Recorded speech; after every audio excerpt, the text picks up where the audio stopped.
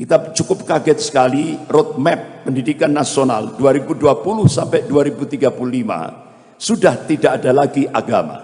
Sampai akhirnya dua ormas besar di Indonesia, Muhammadiyah dan Majelis Ulama Indonesia Pusat, bertanya langsung kepada Mendikbud Pak Nadiem Makarim, apakah dengan roadmap pendidikan nasional 2020 sampai 2035, artinya 15 tahun ke depan, ingin menjadikan generasi Indonesia menjadi generasi ateis, komunis? Tidak ada jawaban. Tapi akhirnya ujung-ujungnya muncullah sebuah peraturan pemerintah nomor 57 tahun 2021. Jadi standar pendidikan nasional sudah tidak ada lagi, yaitu mata pelajaran Pancasila dan bahasa Indonesia. Sudah dihapus. Bahkan Dirjen Kemendikbud mengeluarkan Kamus Sejarah Indonesia. Jadi sekarang Kamus Sejarah Indonesia tidak ada lagi tokoh-tokoh Islam seperti Muhammad Natsir, pencetus NKRI, itu sudah tidak ada lagi. Hadratus Syekh Hasyim Asy'ari sudah tidak ada lagi. Kiai Haji Wahid Hasyim dari Nahdlatul Ulama sudah tidak ada lagi. Kiai Haji Mudzakkir dari Muhammadiyah tidak ada lagi. Kiai Haji Agus Salim dari Serikat Islam sudah dihapus. Bahkan Buya Hamka sudah tidak ada lagi. Jadi yang dimunculkan kamus sejarah baru di Indonesia, yang dimunculkan oleh Dirjen Kemendikbud, ini justru DNID, tokoh-tokoh PKI dan beberapa tokoh-tokoh PKI yang lain. Inilah kamus sejarah Indonesia yang baru. Ini sangat membahayakan. Bahkan bapak-bapak, ibu yang dirahmati Allah, pakar-pakar seperti Profesor Salim Said, Guru Besar Ilmu Politik dan Ilmu Militer Universitas Indonesia, beliau memberikan statement di media. Jadi sekarang ini kader-kader komunis yang duduk di DPR RI, yang jumlahnya kurang lebih 200 lebih, sementara politisi Islam cuma 179. Nah, itu menurut Profesor Salim Said, mereka sekarang balas dendam dengan menggunakan kekuasaan, balas dendam terhadap kaum muslimin, Islam dan ulama. Kira-kira terasa enggak itu? Terasa sekali. Bahkan Profesor Nazaruddin Samsudin, Guru Besar Ilmu Politik Universitas Indonesia, tidak menutup kemungkinan Indonesia akan jadi Singapura kedua kalau umat Islam tidak bangkit. Bahkan mantan Ketua Penasihat KPK, yaitu Bapak Dr. Abdullah Ehamahua, beliau menyampaikan, minta kepada ormas-ormas Islam di Indonesia untuk siaga satu. Siaga satu. Kenapa kok siaga satu? Tinggal tunggu giliran untuk dihabisi. Pertama HTI sudah, kedua FPI. Nah sekarang targetnya Muhammadiyah. Habis itu Majelis Ulama. Bahkan di DPR RI penghapusan, artinya pembubaran Majelis Ulama sangat masif sekali, terutama kader-kader komunis yang ada di DPR RI. Guys, sebelum kita lanjutkan, subscribe dulu dong. Nah, agar tidak salah paham, simak hingga tuntas. Dan bagi teman-teman yang sudah subscribe, saya ucapkan terima kasih. Jamaah subuh rahimakumullah.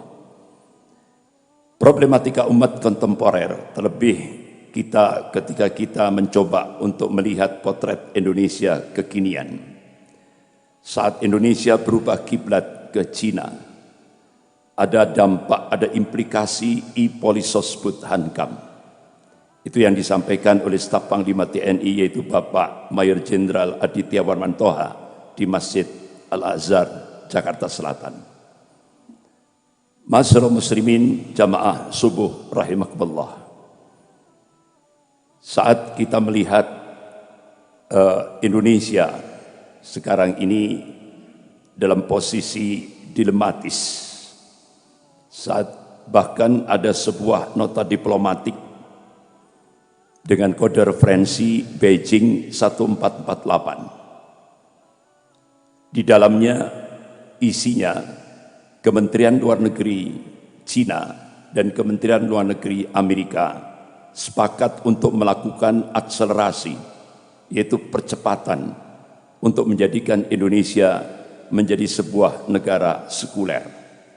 Dan ini kebalikan dari apa yang ada di Turki. Kalau di Turki dalam waktu 50 tahun berubah dari sekuler ekstrim menjadi Islami yang digerakkan oleh Presiden Turki Tayyip Erdogan. Bahkan beberapa tokoh-tokoh nasional dari Indonesia, salah satu di antaranya Profesor Didin Hafiduddin, Rektor Ibnu Khaldun Bogor, terbang ke Istanbul, Turki, mencoba untuk bertanya langsung kepada Presiden Turki Tayyip Erdogan, apa kiat rahasia untuk merubah Turki dari sekuler ekstrim menjadi Islami? Ternyata ada tiga yang digerakkan oleh Presiden Turki Tayyip Erdogan. Yang pertama, gerakan sholat subuh berjamaah. Kemudian yang kedua, gerakan zakat, infak, dan sedekah. Kemudian yang ketiga, yaitu menyambung silaturahim, membangun silaturahim antara umara dan ulama, antara ormas-ormas Islam, tokoh-tokoh Islam, aktivis-aktivis Islam. Sehingga dalam waktu 50 tahun Turki berubah dari sekuler ekstrim menjadi Islami. Bahkan Turki sangat disegani di seluruh dunia sekarang ini. Beda dari Turki yang dulu. Tapi ketika kita melihat potret Indonesia kekinian, ini kebalikan dari Turki. Dari Islami akan dijadikan menjadi sekuler.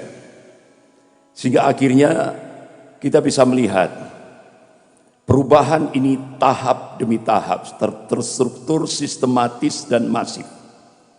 Saat Profesor Yudian Wahyudi diangkat menjadi Ketua Dewan Pembinaan Ideologi Pancasila, dari situlah start awal. Keluarlah sebuah statement, agama musuh terbesar Pancasila. Kalau dulu di Indonesia itu komunisme itu musuh terbesar Pancasila. Tapi sekarang agama itu musuh terbesar Pancasila. Bahkan kalau dulu kita lihat musuh terbesar Pancasila itu adalah PKI dan penista agama. Tapi sekarang yang kita saksikan justru penista agama dilindungi oleh negara dan digaji oleh negara. Sebagaimana yang kita saksikan mulai dari Ade Armando, Abu Janda, Denny Sirgar, dan beberapa yang lain.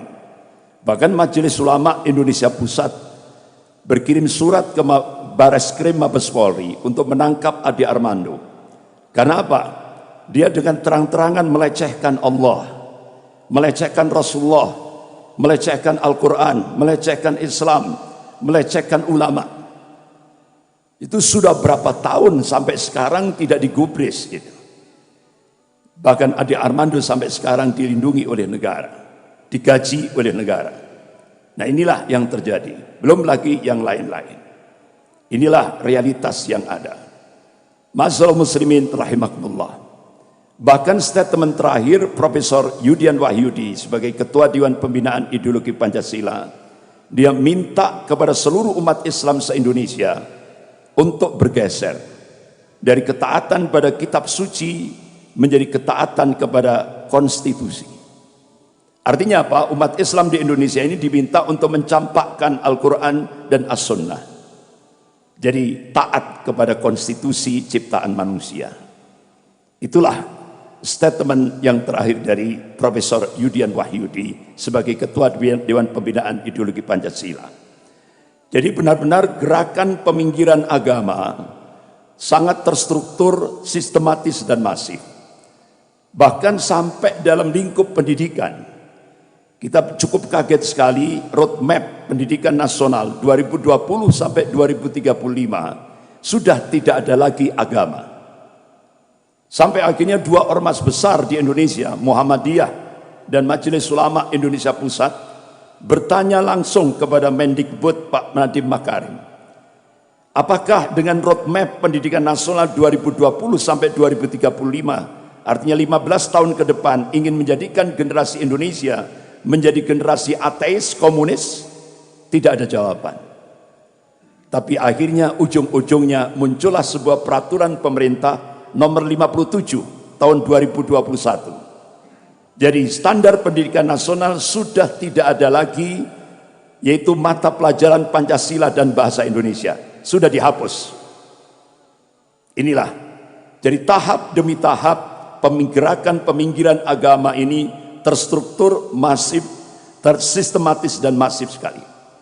Bahkan Dirjen Kemendikbud mengeluarkan Kamus Sejarah Indonesia.